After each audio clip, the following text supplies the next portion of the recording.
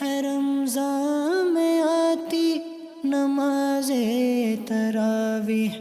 سنو کیا سکھاتی نماز تراویح۔ الحمد للہ رب العالمین والصلاة والسلام علی سید الانبیاء والمرسلین، اما بعد فاعوذ باللہ من الشیطان الرجیم، بسم اللہ الرحمن الرحیم۔ الصلاة والسلام علیک یا رسول اللہ وعلی آلک واصحابک یا حبیب اللہ، الصلاة والسلام علیک یا نبی اللہ وعلی آلک واصحابک یا نور اللہ۔ الحمدللہ عز و جل، رمضان مبارک کے پرکیف لمحات میں ہم درس تراویح سننے کی سعادت حاصل کر رہے ہیں۔ آج کے دن انشاءاللہ تبارک و تعالی 19ویں پارے کے حوالے سے کچھ گفتگو ہوگی۔ اس کی بعض آیتوں پر تفصیل سے ہم بات چیت کریں گے۔ اس پارے کے اندر بنیادی اعتبار سے 3 صورتیں ہیں، ایک سورۃ الفرقان کا اکثر حصہ، سورۃ الشعراء مکمل اور سورہ نمل، یہ 3 صورتیں اس میں موجود ہیں۔ سورۃ الفرقان میں 19ویں پارے میں، یعنی 19ویں پارے کی ابتدائی آیات میں اللہ پاک ارشاد فرماتا ہے وَيَوْمَ يَعُضُّ الظَّالِمُ عَلَى يَدَيْهِ يَقُولُ يَا لَيْتَنِي اتَّخَذْتُ مَعَ الرَّسُولِ سَبِيلًا يَا وَيْلَتَى لَيْتَنِي لَمْ أَتَّخِذْ فُلَانًا خَلِيلًا لَقَدْ أَضَلَّنِي عَنِ الذِّكْرِ بَعْدَ إِذْ جَاءَنِي وَكَانَ الشَّيْطَانُ لِلْإِنسَانِ خَذُولًا، یعنی قیامت کے احوال کو بیان کرنے کے بعد اس دن کی ایک حالت اللہ پاک بیان فرماتا ہے کہ اس دن ظالم اپنے ہاتھوں کو کاٹے گا اور کہے گا کہ کاش میں نے رسول کے ساتھ کوئی راہ بنا لی ہوتی، یعنی ان کی اطاعت کی ہوتی، کاش کہ میں نے فلاں کو اپنا دوست نہ بنایا ہوتا، اس نے مجھے ذکر سے، نصیحت سے غافل کیا، گمراہ کیا جب وہ نصیحت میرے پاس آئی۔ یہ آیت ایک مخصوص کافر کے بارے میں نازل ہوئی، عقبہ بن ابی معیط، جو نبی پاک صلی اللہ تعالیٰ علیہ وسلم کی تعلیمات سے بڑا متاثر ہوا تھا، اور نبی پاک صلی اللہ تعالیٰ علیہ وسلم پر نازل ہونے والی آیات کو سن کر وہ اسلام کی طرف راغب بھی تھا، لیکن اپنے دوستوں کے کہنے پر ایمان لے کر نہیں آیا، ان کی پیروی کی، ان کے پیچھے چلا۔ اس کے حال کو یہ خاص طور پہ بیان کیا، اور یہ سبھی کے لیے ہے، جو کفار ہیں سب کے لیے یہ بات ہے کہ قیامت کا جب دن ہوگا تو وہ اپنے ہاتھوں کو کاٹیں گے، یعنی حسرت کریں گے اور کہیں گے کہ کاش ہم نے رسول کی بات مان لی ہوتی، یعنی ایمان لے آتے، اور کاش کہ ہم نے فلاں کو اپنا دوست نہ بنایا ہوتا کہ جس نے ہمیں اللہ پاک کی یاد سے غافل کیا، نصیحت کو قبول کرنے سے غافل کیا۔ یہ تمنا اس وقت کریں گے، یہ حسرتیں اس وقت کریں گے، لیکن اس وقت کی کوئی حسرت ان کو فائدہ دینے والی نہیں ہوگی۔ موقع اس کے پاس صرف اور صرف دنیا کے اندر تھا کہ وہ اللہ اور اس کے رسول کی بات مانتا، ایمان لے آتا، نتیجہ یہ نکلتا کہ اس دن اسے حسرت نہ کرنا پڑتی۔ اب وہ حسرت کرتا ہے کہ کاش میں نے رسول کی بات مان لی ہوتی۔ اسی سے بری صحبت کا نقصان معلوم ہوا کہ بری صحبت ایک ایسی برائی ہے، ایسی خرابی ہے کہ جو بندے کو بسا اوقات ایمان کی دولت سے بھی محروم کر دیتی ہے۔ یا تو بندہ ایمان کی طرف آتا ہی نہیں، یا ایمان کی طرف آئے تو برے دوست اگر کفار میں سے ہیں تو اس کو دوبارہ کفر کی طرف لے آتے ہیں، اور اگر مسلمانوں میں سے ہیں، بندہ ہدایت پر ہے، نیکی کے کام کر رہا ہے، تو پھر یہ برے دوست اس کو برائی کی طرف لے جاتے ہیں۔ اس لیے ہمیشہ اچھی صحبت کو اختیار کرنا چاہیے۔ اس صورت میں اللہ پاک نے آخر رکوع کے اندر اپنے نیک اور پیارے بندوں کا تذکرہ کیا، فرمایا وعباد الرحمن، رحمان کے خاص بندے وہ کون ہیں؟ ان کے بہت سارے اوصاف اللہ پاک نے بیان فرمائے کہ رحمان کے بندے وہ ہیں جو زمین پر نرمی سے چلتے ہیں، آہستگی سے چلتے ہیں، یعنی اس کا معنی یہ ہے کہ عاجزی، انکساری اختیار کرتے ہیں، وہ تکبر نہیں کرتے، اکڑ کے ساتھ نہیں چلتے کہ لوگوں کے اوپر تکبر کر رہے ہوں، ان کو حقیر جان رہے ہوں، بلکہ ان کے چلنے کے اندر بھی عاجزی واضح ہوتی ہے کہ یہ اللہ تبارک و تعالیٰ کے نیک بندے ہیں جو انکساری کے ساتھ چلتے ہیں۔ اور جب ان کا کسی جاہل سے سامنا ہوتا ہے، کوئی ان سے الجھ جائے تو اس سے الجھتے نہیں، بلکہ اس سے منہ پھیر لیتے ہیں، اس سے دور رہتے ہیں۔ ان کی ایک خوبی یہ بیان کی کہ ان کی راتیں اپنے رب کی بارگاہ میں سجدہ کرتے ہوئے، قیام کرتے ہوئے گزرتی ہیں۔ ایک خوبی یہ کہ وہ اللہ کی بارگاہ میں دعا کرتے ہیں راتوں کو اٹھ کر کہ اے ہمارے رب ہم سے جہنم کے عذاب کو دور کر دے۔ ان کی ایک خوبی یہ بیان کی گئی کہ جب یہ خرچ کرتے ہیں تو خرچ کرنے میں زیادتی نہیں کرتے اور تنگی بھی نہیں کرتے، بلکہ متوسط رہتے ہیں، ایسے رہتے ہیں کہ اللہ کے حکم کے مطابق خرچ بھی کرتے ہیں اور کسی سے مانگنے کی ان کو حاجت بھی نہیں پڑتی۔ وہ شرک نہیں کرتے، اللہ پاک کے علاوہ کسی اور کی عبادت نہیں کرتے، کسی جان کو بغیر کسی وجہ کے قتل نہیں کرتے، بدکاری نہیں کرتے، اور وہ جھوٹی گواہی نہیں دیتے، کسی لغو بات کے پاس سے گزریں تو عزت کے ساتھ گزر جاتے ہیں۔ جب اللہ پاک کی آیتیں ذکر کی جاتی ہیں تو گھٹنوں کے بل گر پڑتے ہیں، اور ایسا نہیں ہوتا کہ ان کو سنتے نہ ہوں، دیکھتے نہ ہوں، توجہ کے ساتھ اللہ پاک کی آیتوں کو سنتے ہیں اور اللہ پاک کی بارگاہ میں دعا کرتے ہیں کہ اے ہمارے رب ہماری اولاد میں سے، ہماری بیویوں میں سے وہ بنا کہ جو ہماری آنکھوں کی ٹھنڈک ہو اور ہمیں متقیوں کا امام بنا۔ یہ خلاصہ میں نے آپ کے سامنے ذکر کیا جو اللہ پاک نے اپنے خاص بندوں کے اوصاف ذکر کی ہیں کہ ان کے اندر یہ خوبیاں پائی جاتی ہیں، اور پھر ان کے لیے فضیلتیں بیان کی کہ اللہ پاک نے ان کے لیے جنت کے اندر بالا خانے تیار کر رکھے ہیں، اور وہ جب جنت کے اندر جائیں گے تو فرشتے ان کا استقبال کریں گے، ان کے لیے سلام کے الفاظ کہے جائیں گے، ہمیشہ اس کے اندر رہیں گے، ان کا ٹھکانہ یہ بہترین ہوگا۔ تو عباد الرحمن، رحمان کے خاص بندے، یہ پورا ایک ٹاپک ہے جس میں اللہ پاک نے اپنے نیک اور خاص بندوں کا ذکر کیا ہے کہ ان کے اندر یہ خوبیاں پائی جاتی ہیں۔ تو ہر مسلمان کو ان خوبیوں کو اختیار کرنے کی کوشش کرنی چاہیے تاکہ اللہ پاک کا خاص بندہ بن سکے اور یہ انعامات اسے حاصل ہو سکیں۔ اس کے بعد جو سورت اس پارے کے اندر مذکور ہے وہ سورت الشعراء ہے۔ سورت الشعراء یہ وہ سورت ہے کہ چونکہ اس کے آخر کے اندر شاعروں کا تذکرہ ہے، اور شعراء یہ شاعر کی جمع ہے، اس لیے اسی لفظ کی مناسبت سے اس کا نام شعراء رکھا گیا۔ اس سورت کے اندر ایک بات تو یہ سماعت فرما لیجیے کہ آیتوں کے اعتبار سے سورت البقرہ کے بعد یہ قرآن پاک کی سب سے بڑی سورت ہے۔ اس میں 227 آیتیں ہیں، آیتیں مختصر ہیں۔ سورت البقرہ تو تقریباً 2.5 سپارے کے اوپر مشتمل ہے، لیکن یہ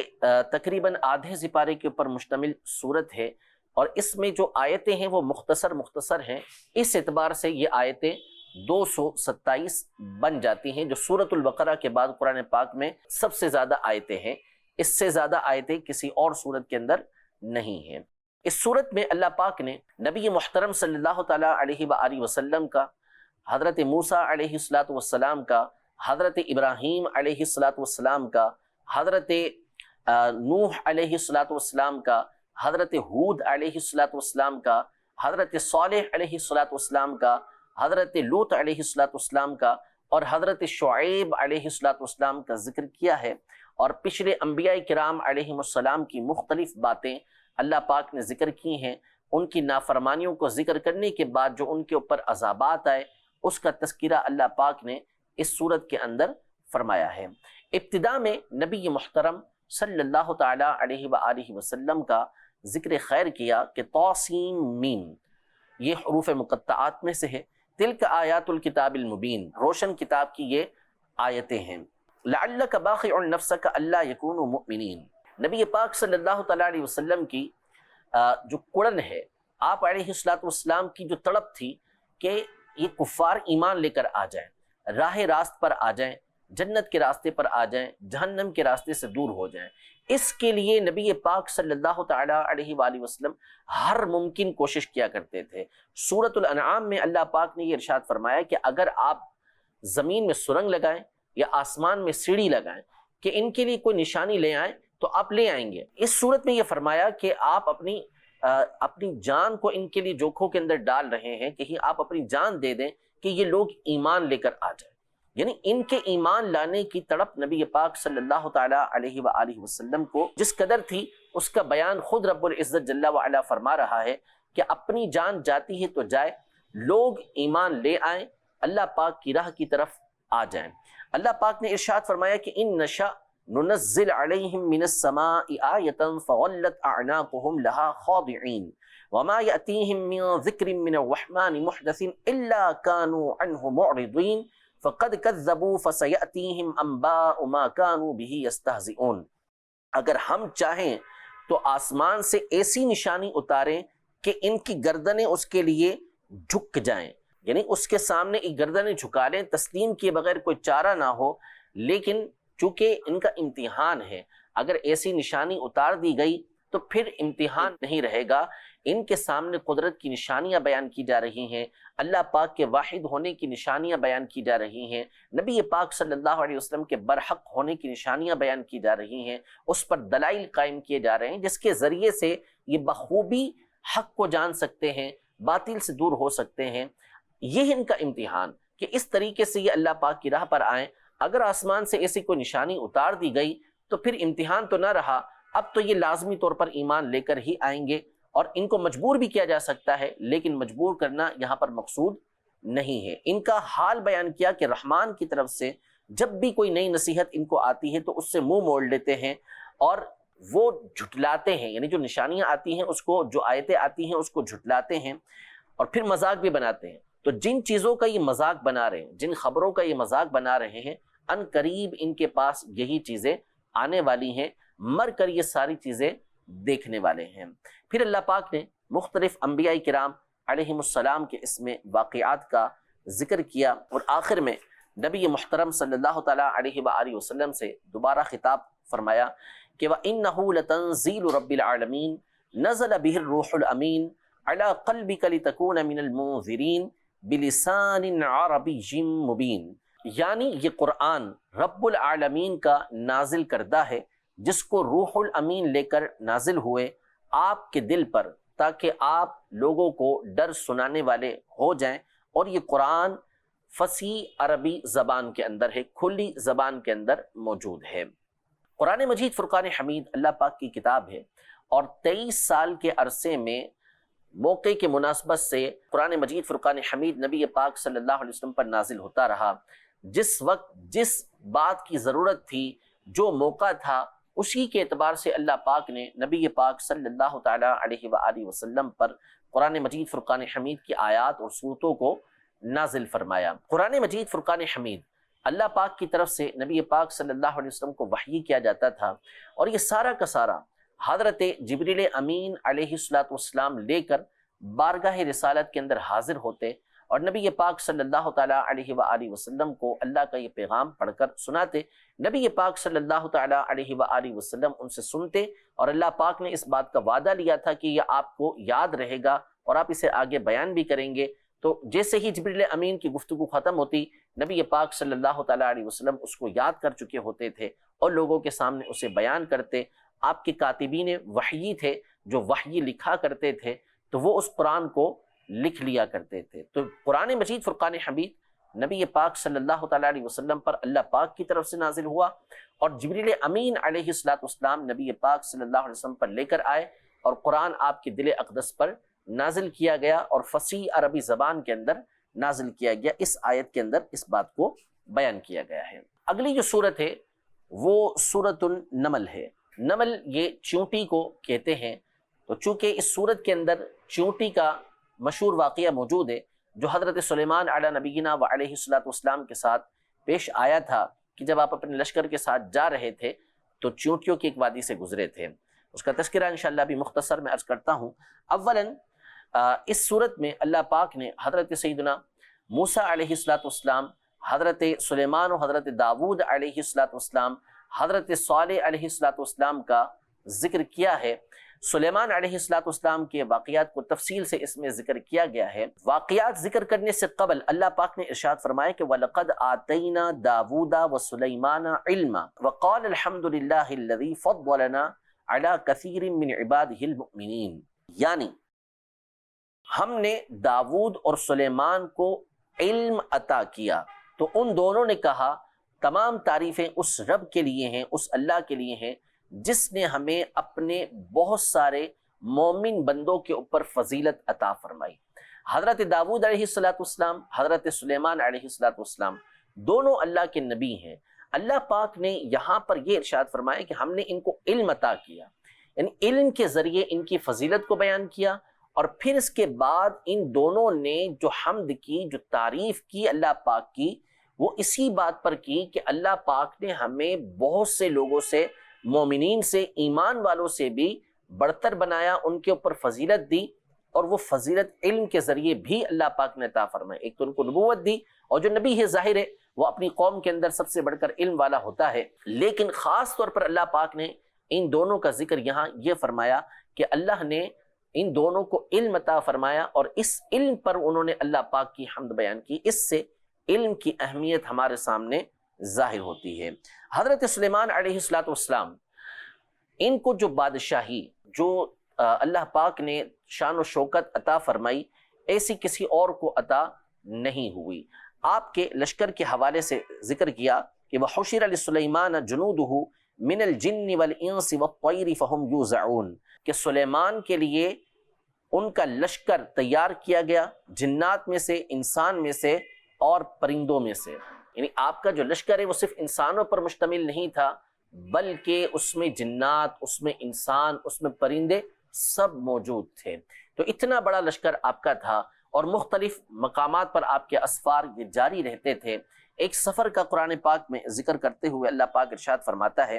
حَتَّى إِذَا أَتَوْا عَلَى وَادِ النَّمْلِ قَالَتْ نَمْلَةٌ يَا أَيُّهَا النَّمْلُ ادْخُلُوا مَسَاكِنَكُمْ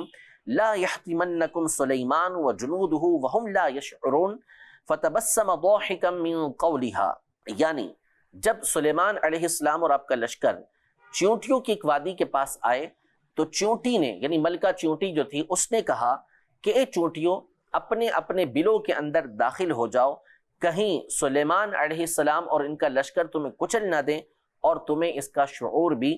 نہ ہو۔ تو سلیمان علیہ السلام اس کی گفتگو سن کر مسکرا دی، یعنی حضرت سلیمان علیہ السلام نے اس چیونٹی کی گفتگو بھی سنی اور اس پر آپ مسکرائے بھی، اس کی بات بھی آپ نے سمجھی۔ یہاں چند چیزیں قابل غور ہیں۔ سب سے پہلے تو اس چیونٹی کی گفتگو کے اندر کہ اس نے یہ بات کہی کہ اپنے اپنے بلوں میں داخل ہو، کہیں ایسا نہ ہو کہ سلیمان علیہ السلام اور ان کا لشکر تمہیں کچل دیں۔ کچلنے کے بعد اس نے بڑا معنی خیز جملہ کہا، بڑی خوبصورت بات کہی، وَهُمْ لَا يَشْعُرُونَ، کہ یہ جو لشکر آ رہا ہے یہ سلیمان علیہ السلام کا لشکر ہے، ایک نبی علیہ السلام کا لشکر ہے۔ جان بوجھ کے ایسا نہیں ہوگا کہ وہ کسی بھی جاندار کو مار دیں، ان کو پتہ ہی نہیں چلے گا کہ ان کے گھوڑوں کے نیچے، ان کے پاؤں کے نیچے یہ چونٹیاں آ رہی ہیں، تو لا شعوری کے عالم میں وہ تمہیں کچلتے ہوئے نہ چلے جائیں، اس لیے تم اپنے اپنے بلوں کے اندر داخل ہو جاؤ۔ تو چونٹی بھی اس بات کو جانتی ہے کہ اللہ کا نبی علیہ السلام یہ کبھی بھی کوئی غلط کام نہیں کر سکتے۔ دوسری بات، حضرت سلیمان علیہ السلام نے اس چونٹی کی بات سنی اور اس کو سمجھا، اور اس پر آپ مسکرا دیے۔ تفاسیر کے اندر لکھا ہے کہ حضرت سلیمان علیہ السلام یہ اس وقت کافی دور تھے، میلوں دور تھے، اور میلوں دور سے آپ نے اس چونٹی کی بات کو سنا۔ یہ انتہائی قابل غور ہے کہ ایک چونٹی جس کی آواز کو اگر ہم اپنے کان کے اندر تک چونٹی کو ڈال لیں تو سن نہیں سکتے، اللہ پاک نے حضرت سلیمان علیہ السلام کو یہ قدرت اور طاقت عطا فرمائی تھی، اور آپ کو اختیار دیا تھا، آپ کے اختیار میں یہ بات دی تھی کہ آپ چونٹی جیسی مخلوق کی آواز کو میلوں دور سے سنتے ہیں اور اس کی بات کو سمجھ لیتے ہیں۔ یہ آپ کا عظیم معجزہ تھا۔ وجہ یہی کہ اللہ کے جو نیک بندے ہوتے ہیں، جو پرہیزگار بندے ہوتے ہیں، اللہ پاک کا نور جلال ان کے کانوں میں داخل ہوتا ہے، اور پھر وہ قریب اور دور کی باتیں یکساں سن لیتے ہیں۔ اللہ رب العزت جل وعلا ہم سب کو انبیاء کرام علیہم السلام کے جو اختیارات ہیں، جو اللہ پاک نے کمالات انہیں عطا فرمائے ہیں، اس پر پختہ اعتقاد رکھنے کی توفیق عطا فرمائے، اور ان کے فضائل و کمالات اللہ پاک ہمیشہ ہمیں بیان کرنے کی توفیق عطا فرمائے۔ حضرت سلیمان علیہ السلام کو جو بادشاہی اللہ پاک نے عطا فرمائی تھی، یہ ظاہر کے اعتبار سے سب سے بڑھ کر تھی۔ نبی پاک صلی اللہ تعالیٰ علیہ وسلم کا ایک واقعہ صحیح بخاری شریف کے اندر موجود ہے کہ آپ نے فرمایا کہ رات میں نماز پڑھ رہا تھا تو ایک جن جو ہے، شیطان، یہ میرے در پہ ہوا کہ میری نماز توڑوا دے، تو میں نے اس کو پکڑ کے اس کو ستون سے باندھ دیا۔ تو اگر میں اس کو ستون سے باندھے رکھتا تو صبح تم اس کو دیکھتے، لیکن مجھے اپنے بھائی سلیمان کی بات یاد آئی، انہوں نے اللہ کی بارگاہ میں یہ دعا کی تھی، اے میرے رب، مجھے ایسا ملک عطا فرما، ایسی بادشاہی عطا فرما جو میرے بعد کسی کو نہ ملے۔ تو اب نبی پاک صلی اللہ علیہ وسلم کو اللہ پاک نے قدرت تو دی تھی کہ جس کے اوپر جس طرح کا چاہے تصرف فرمائے، لیکن اگر آپ اس طرح ظاہر کر دیتے جنات کے اوپر اپنی قدرت کو اور اپنے اختیار کو، تو سلیمان علیہ السلام کی جو دعا تھی یہ بظاہر اس کے مخالف ہو جاتی. تو اس لیے نبی پاک صلی اللہ علیہ وسلم نے اس جن کو کھول دیا، اس شیطان کو کھول دیا. تو سلیمان علیہ السلام کائنات کے اندر وہ بادشاہ گزرے ہیں کہ جن کی حکومت اور جن کی بادشاہی ان کی مثل کسی اور کو نہیں ملی، کہ جنات پر بھی آپ کی حکومت تھی، ہوا بھی آپ کے لیے مسخر کر دی گئی تھی، آپ کے قابو میں دے دی گئی تھی، آپ ایک ایک مہینے کا سفر اختیار کر لیا کرتے تھے ہواؤں کے اوپر. تو اللہ پاک نے آپ کو ایسی بادشاہی عطا فرمائی تھی. رب العزت جل وعلا ہم سب کو انبیاء کرام علیہم السلام کی تعظیم و تکریم نصیب فرمائے، نبی محترم صلی اللہ تعالیٰ علیہ وآلہ وسلم کے فضائل و کمالات ہمیشہ اللہ پاک ہمیں بیان کرتے رہنے کی توفیق عطا فرمائے. آمین بجاہ النبی الامین صلی اللہ تعالیٰ علیہ وآلہ وسلم. ہے رمضان میں آتی نماز تراویح، سنو کیا سکھاتی نماز تراویح.